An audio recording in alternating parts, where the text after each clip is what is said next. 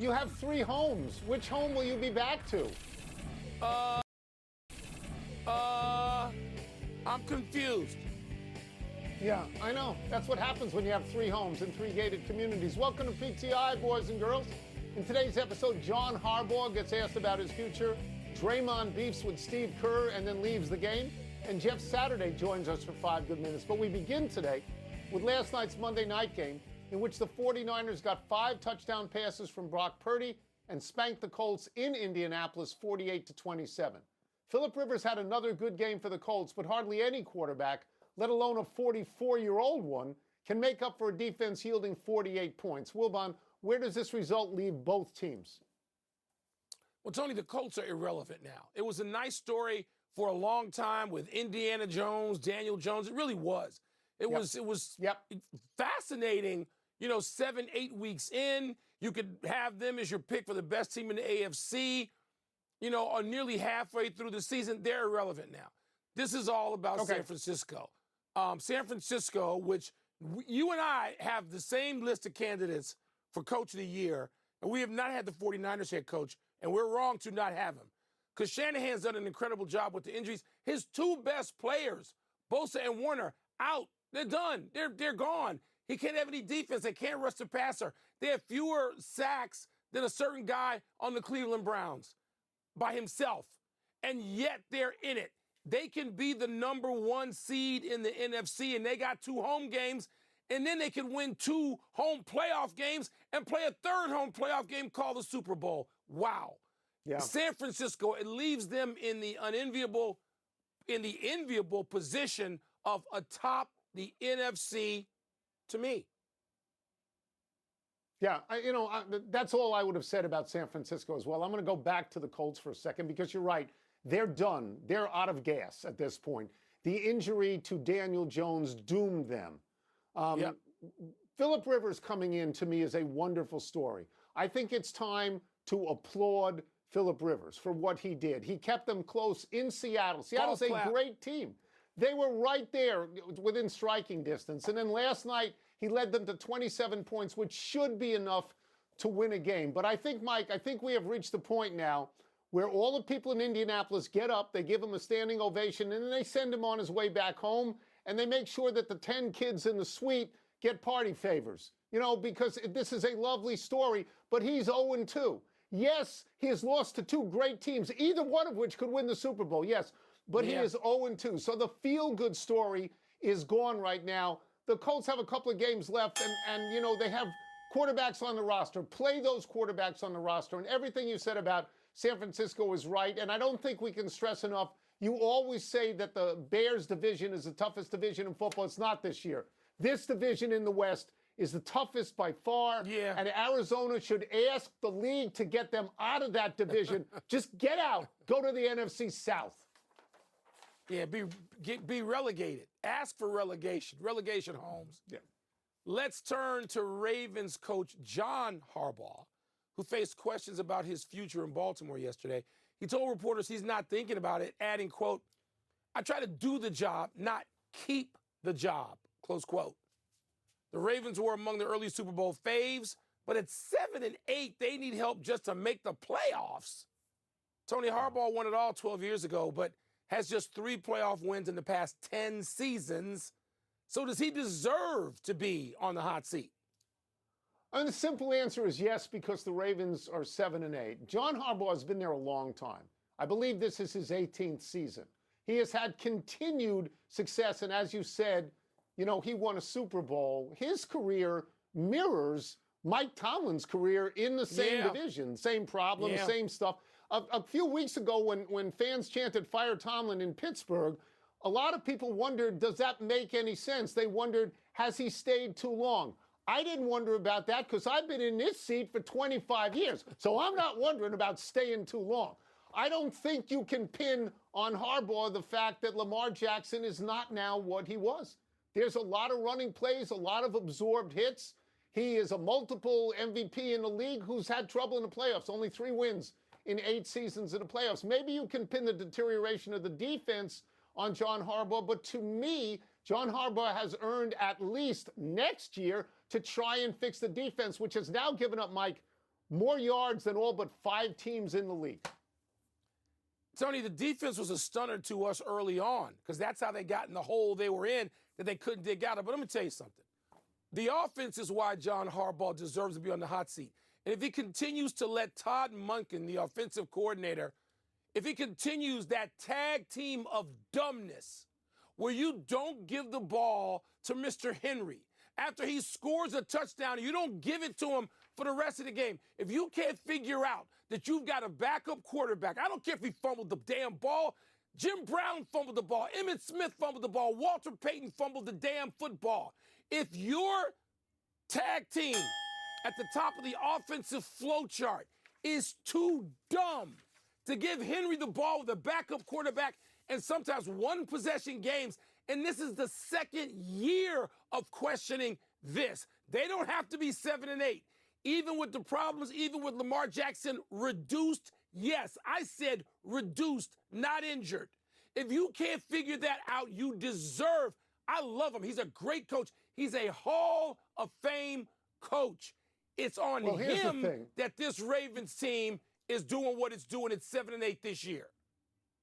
You can fire coordinators. If you fire the head coach, John Harbaugh will have a job in 30 seconds. Yes, he would. As Mike Tomlin would have a job in 30 seconds. He would deserve Let's turn to Draymond Green and Steve Kerr from last night. They were arguing with each other during a timeout early in the third quarter at home against Orlando. Green got up, walked to the locker room, stayed there until the start of the fourth quarter. Quote, "Tempers spilled over, and I just thought it was best that I got out of there," unquote, Green said afterwards. Green came back to the bench, did not play the rest of the game, coach's decision. Kerr said later he did not think this would linger. Wilbon, on this incident, big deal, little deal, no deal? Tony, this is so a fascinating story. If this was almost any other team, any 28 of the 29 other teams, or 29, it would be a huge deal. It would be an earth-shattering deal. 7-point something on the Richter scale. But it's not. It's these two dudes. This isn't the first time. It isn't the fifth time. Sometimes it's in practice. Sometimes it's in games. I know sometimes it's been in games because I've been sitting there watching it.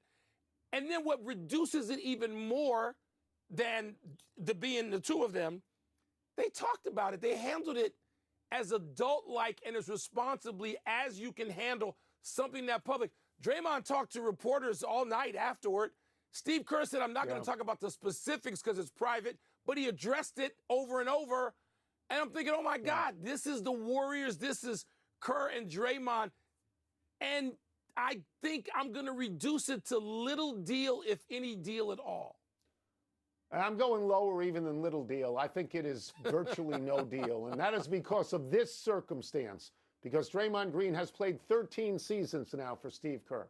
Draymond Green knows Steve Kerr. Steve Kerr knows Draymond Green. You're right. Any other place, it might be chaotic, but they have a long history. They have a history of championships, and they have a history of crazy behavior by Draymond Green. Yes. Walking to the locker room is not like putting a towel over your coach's head, which was done in this league. It's not like in a playoff game refusing to play because the coach didn't call your play. And you know who did both of those things. Draymond Green, look, Draymond Green and Steve Kerr, they are going to get through this. Draymond Green is a known commodity. Ask Jordan Poole. You know? I mean, we know who the guy is over a long period of time. We know, Steve knows, and he knows. Mike, I could tell you it was a more mature action than DK Metcalf taking a swing at that fan. I could tell you that it defused the situation. I would actually give Draymond Green credit for this.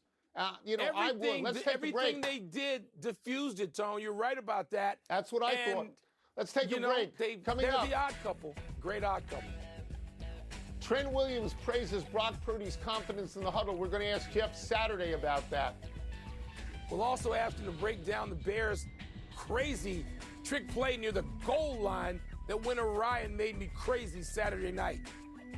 But if this happens, Mike, if this happens with a new... Pardon the Interruption is presented by Grey Goose. Time to dig into the NFL trenches with our great friend, ESPN NFL analyst, Jeff Saturday. Jeff, let's start with the 49ers star left tackle Trent Williams, formerly in Washington, saying of Brock Purdy in the huddle, quote, "You got 10 grown men staring at you, and you can't fool grown men. The confidence he has is a godsend. He's a baller, unquote. How important is that in-huddle communication? Oh, it's incredible. And that you get a guy like Williams who's backing you. I mean, this is a first ballot Hall of Famer who is just runs people over on the regular. And he's talking about the confidence that this quarterback walks into the huddle with. Like there's not a greater stamp of approval that you can get from your left tackle. And I think it's true. Like when you look at quarterbacks, as a player in the huddle, you can feel whether they believe in what they got going or whether they don't. I mean, I don't care you can't hide it, right? You can't hide trepidation. You can't hide nerves. Like when a guy looks at you and goes, hey, we're going to run this. We're going to get open. We're going to score. Let's go make this happen. You know if it's just lip service or if it's real. Basically what Trent's saying is, hey, it's real. When he gets in the huddle, he believes we can do it. He's going to drive us down and make it happen. That's a massive compliment coming from that cat. Jeff, we're going to ask you to put your offensive coordinator hat on for a second and go back to the Bears-Packers game Saturday night. The Bears have been running the ball down their Packers' throat, and yet on 4th and goal or 4th and 1, they line up in what looks to be a wildcat play. It was botched, so we don't know exactly what it was. But you've been in that position where something's working, and then you go to something else. Ben Johnson is known to have both of them working masterfully, but when you were watching in live time, what were you thinking? It hurt me, right? So don't be too cute, right? When it gets to playoff time, and we talk about this, like 4th and 4, something like that, you want to bring that in, and hey, we're going for it. We want to kind of trigger.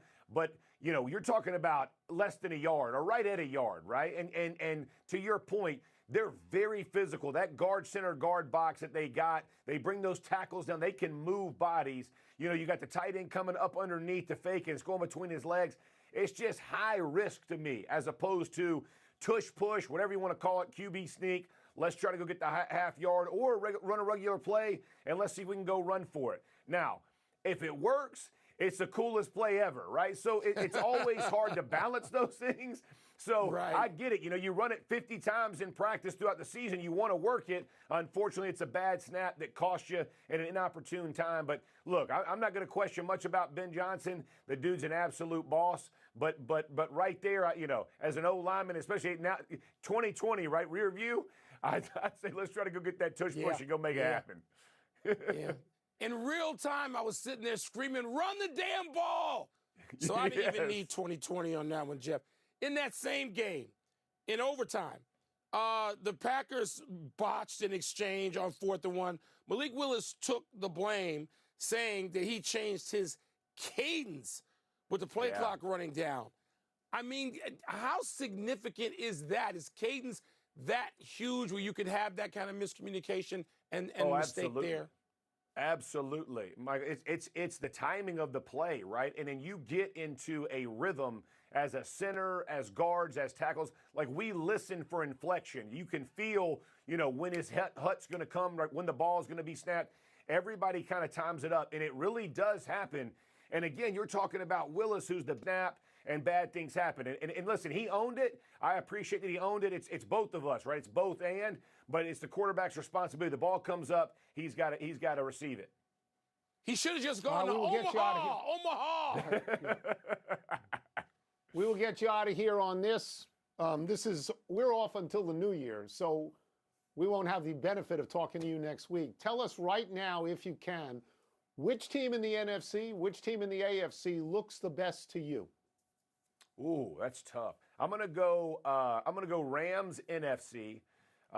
Listen, I get they just had a bad loss against Seattle and they had a big lead and blew the lead and all that. It was a weird, 2-point convert, the whole thing. I mean, like, and when you look at the Rams, how they've lost a couple games, it's perplexing, right? They're such a good team, and they lost to Carolina a couple weeks ago. But they're a complete football team, and I trust the QB, I trust the coach. So I'm gonna stick with the Rams at this point, and then AFC's a little tougher for me. I'll probably lean Patriots. And look, I love what Bo Nix and the Broncos are doing because of their defense, but there's something about the Patriots and Drake May and being able to come back like he did. Like, there's just something about these guys. And Vrabel kind of has this rhythm going Now, they got to get healthy. I want to see Campbell back. I want to see Milton Williams, I think, is on the other side. They got to get help, or one of the D linemen. So they got to get a little healthier, but I like both those. I will say this, though. This is the greatest year of football that I've either played or seen. Like, as far as like how many teams, there's a legitimate 8 teams, in my opinion, that could win the Super Bowl, and that's crazy. Wow. I can literally remember when I'm playing, maybe 3 or 4 you felt like really had a chance. There are 8 legitimate. They get hot, they can win this thing. But that's where I am at this point, 2 weeks before the playoffs start. Thank you, Jeff. As always, thanks for being on with us. Thank you, Jeff, man. Appreciate you. Merry Christmas. Appreciate y'all. Merry Christmas. Have a great one, fellas. Yep. Let's take one last break. Still to come, USC and Notre Dame let their rivalry lapse. Who is to blame for that? You know who to blame. You don't want to blame him, but you know who's to blame. I'll point it out if you don't. Cavaliers' Thomas Bryant takes the tumble while taunting. Good for him. You know who you would blame Notre Dame. You would blame Notre Dame for inflation if you could. You would blame Notre Dame for snow. Climate change. I blame Notre Dame. Yeah, I understand that. That's that's why it's impossible to do a Notre Dame story with you, because you hate Notre Dame.